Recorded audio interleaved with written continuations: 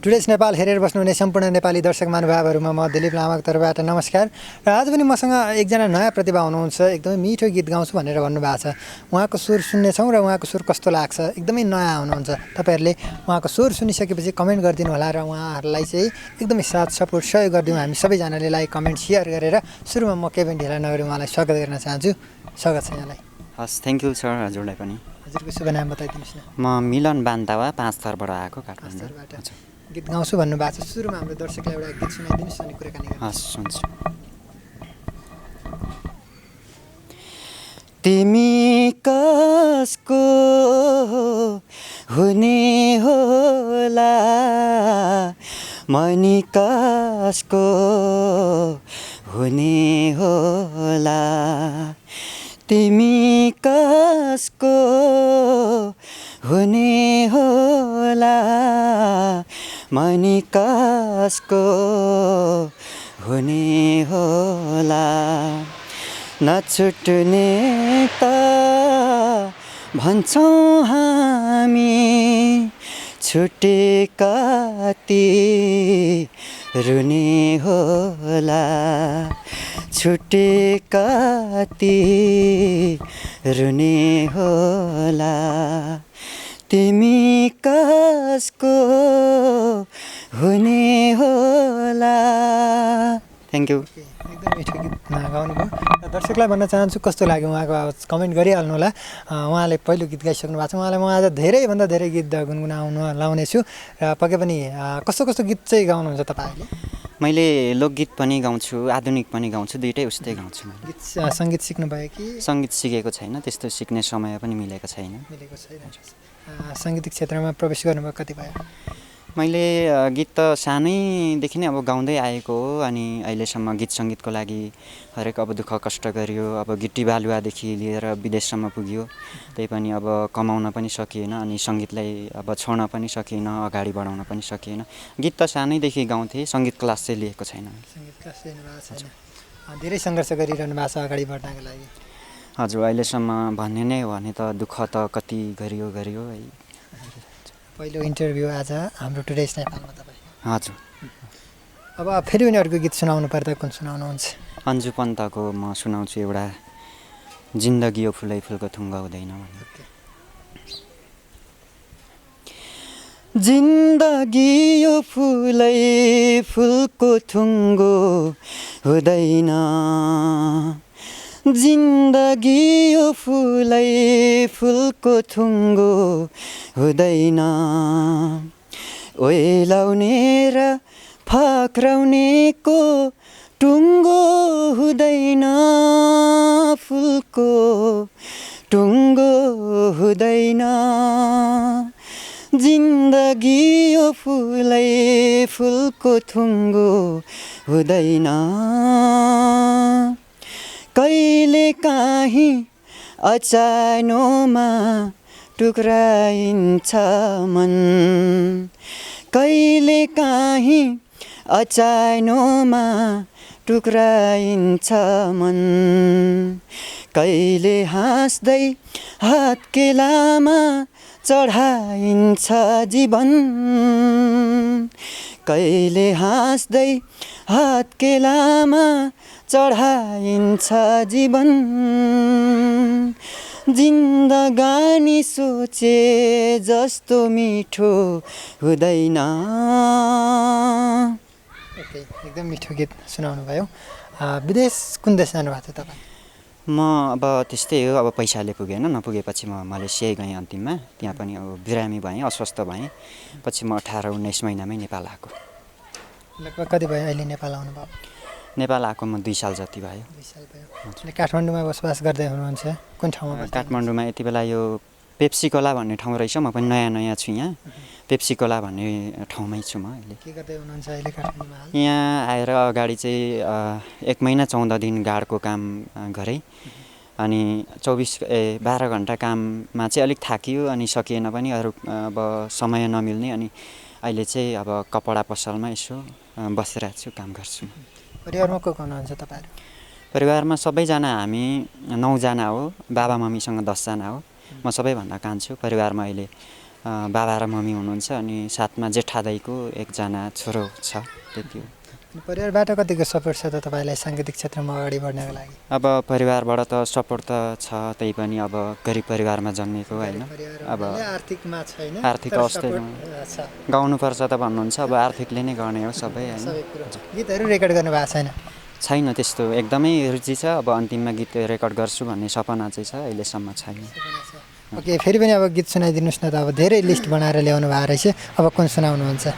हुन्छ, म तपाईँले एउटा पिउँदिन भन्दा भन्दै पिलायो साथीले सुनाउँछु। हजुर।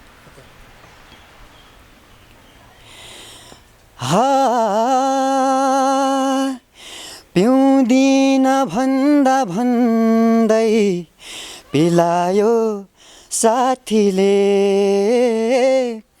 पिउँदिन भन्दा भन्दै पिलायो साथीले, म छु भनी भरोसा दिलायो साथीले, दिलायो साथीले, पिउँदिन भन्दा भन्दै पिलायो साथीले,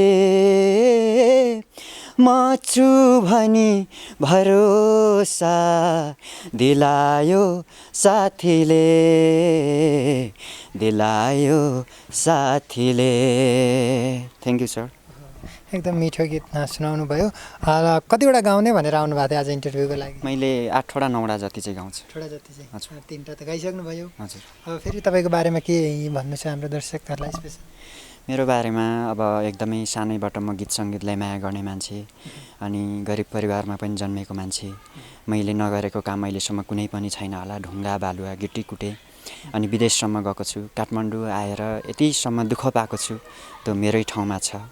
अनि अहिले म मिडियासम्म आएको छु। जति पनि मलाई हेरिरहनु हुने, जति हुनुहुन्छ माया गर्नुहुने सबैले मलाई माया गरिदिनु होला।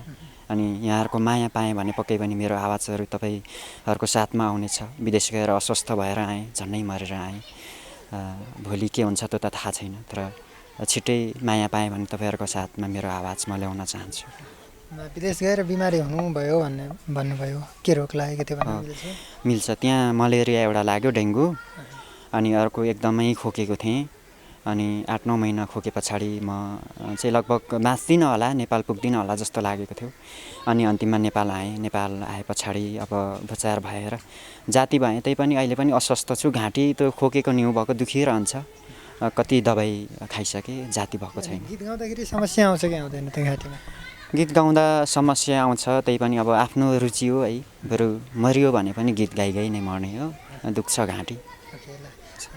तपाईँको अब यो उपचार गर्दा निको हुन्छ कि अब यतिमै सीमित हुन्छ होला? अब मैले दबाई चाहिँ खाएको छु, विशेषज्ञलाई देखाएको छैन, अनि विशेषज्ञलाई अब देखाउने कोसिसमा छु घाँटीको लागि चाहिँ।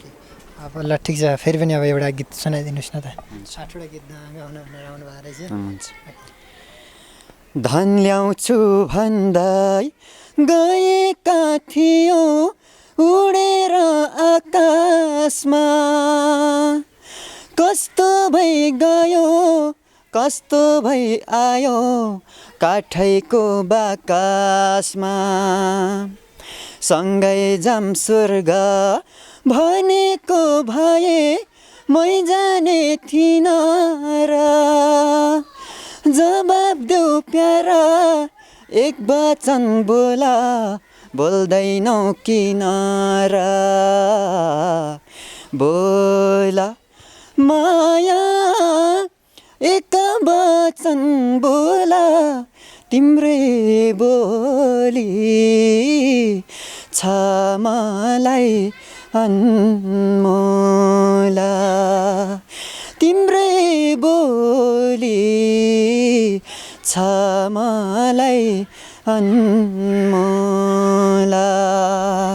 Thank you sir. ओके, एकदम मिठो मिठो गीत सङ्गीत सुनाउनु भयो। अब लगभग हामी कार्यक्रमको पनि अन्तिममा छौँ। तपाईँले 8वटा गीत ल्याउनु भएको छ, कम्प्लिट सुनाउनु अब अलिकति समय पनि नपुग्ला हाम्रो टुडेज नेपालमा, र अन्य मिडियाहरू पनि हुनुहुन्छ, त्यो मिडियामा पनि सुनाउनु होला तपाईँको आवाज। अब लगभग हामी कार्यक्रमको अन्तिममा छौँ। अब अन्तिममा विशेष गरी हाम्रो दर्शकको लागि कुन गीत सुनाउनुहुन्छ, एकदमै उहाँहरूकै लागि भनेर बनाएको रोजेको? हुन्छ, उहाँहरूकै लागि म नमुछे आमा सुनाइदिन्छु। नमुछे आमा दहीमा टिका नछरे जमारा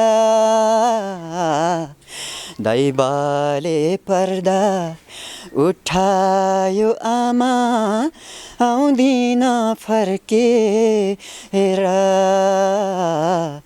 दैवले पर्दा उठायो आमा आउँदिन फर्केर। Thank you sir. अब अन्तिममा एउटा प्रश्न गर्छु। यत्रो अब सानै समयबाट सङ्गीतमा प्रवेश गर्नुभएको रहेछ होइन, सङ्गीतमा रुचि रहेछ। तपाईँले आफ्नो लागि आफैले गीत बनाउनु भएको छ छैन, लेख्नु भएको छ छैन, विदेशमा पनि बस्नुभयो फेरि? मैले गीतहरू लेखेको छु, कोठामा छ गीत। अब त्यति मजाले अब नियमले लेख्न त जान्दिनँ, त्यही पनि कहिले कहिले यसो मोड आउँछ है, दुःख परेको बेला सम्झिन्छु अनि लेखेको कुनै छु। शब्द याद छ तपाईँले आफूले? त्यो शब्द अहिले चाहिँ अलिक काममा बिजी छु, त्यसले छैन अहिले। गीत गाउनु छ है। ओके लगभग अब कार्यक्रम हामी अन्तिममा छौँ। अन्तिमसम्म भिडियो हेरिदिनु भयो भने यहाँलाई विशेष धन्यवाद। हाम्रो च्यानललाई सब्सक्राइब गरिदिनु होला र एकदमै नयाँ हुनुहुन्छ, मिडियामा पहिलोपल्ट आउनु भएको छ, तपाईँहरूको माया साथ सपोर्टको लागि तपाईँहरूले यो भिडियोलाई एक लाइक गरिदिनु होला, कमेन्ट गरिदिनु होला कस्तो लाग्यो, र यो भिडियोलाई सेयर पनि गरिदिनु होला भन्दै अब कार्यक्रमको अन्तिममा छौँ होइन। के भन्नुहुन्छ हाम्रो टुडेज नेपाल हेरेर बस्नुहुने सम्पूर्ण नेपाली दर्शक महानुभावलाई? सम्पूर्णलाई मलाई माया हुनेछ पक्कै पनि विश्वास छ। मलाई माया गर्नुहोला, तपाईँहरूको माया साथको एकदमै जरुरी छ। अनि कमेन्ट गर्नुहोला, कमेन्ट पनि म नछुटै हेर्नेछु। साथमा टुडेज नेपाललाई पनि लाइक कमेन्ट सेयर अनि सब्सक्राइब पनि गरिदिनु होला। साथमा मलाई जसरी हुन्छ माया गरिदिनु होला, यही भन्न चाहन्छु। यहाँलाई विशेष धन्यवाद। Thank you.